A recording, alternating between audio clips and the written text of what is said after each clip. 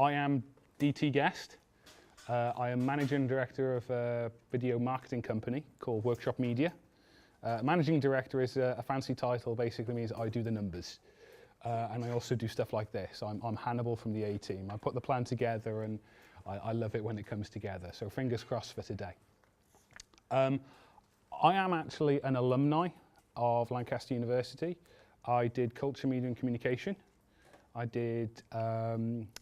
I managed to somehow get through it with a 2-1.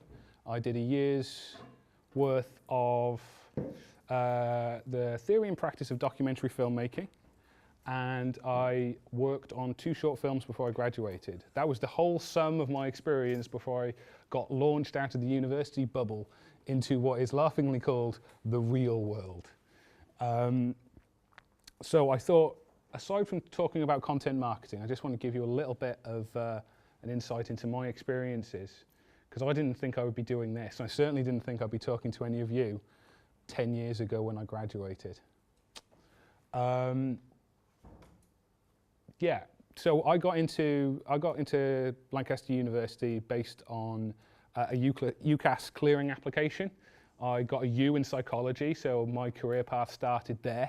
And I thought, right, sod it, I'm going to actually do film. It's something I've always been passionate about. I am going to be a writer and director. I am going to articulate my vision onto the big screen and entertain the masses. Your masses, right? So I chose the documentary course because I wanted some practical experience. I'd never picked up a camera before.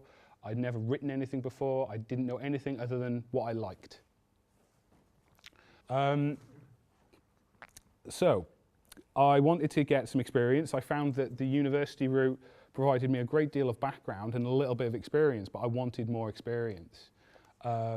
So I ended up working on a student short film, which I found really insightful. I did continuity, which if anyone wants any experience on any film set anywhere, do continuity, because 1, you get to sit pretty much in front of the camera.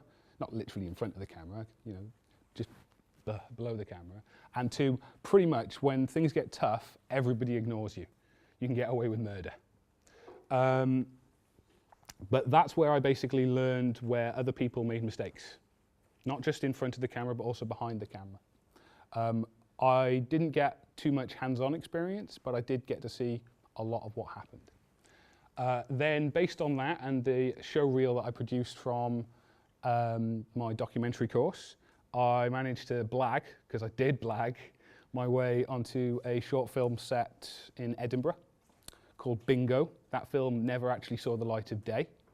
But again, it was a really good experience. I was on continuity and I got ignored a lot, but I also learnt a great deal. And at that time I was considering, should I go to film school, should I get further training, or should I just kind of like try and do something myself? And the AD, the assistant director of that film, basically, we got drunk in a pub. It was Edinburgh, 2003.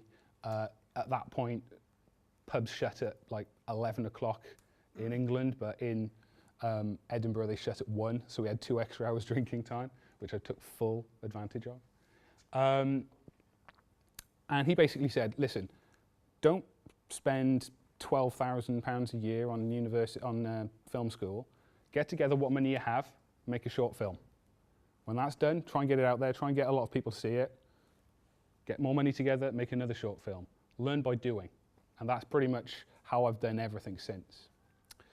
I left university 2004. I tried to get experience on TV sets and film sets and various places. But plenty of people would give me work experience, plenty of people would give me that first rung, but nobody would give me a job. I decided basically to create my own job. I would set up a film production company.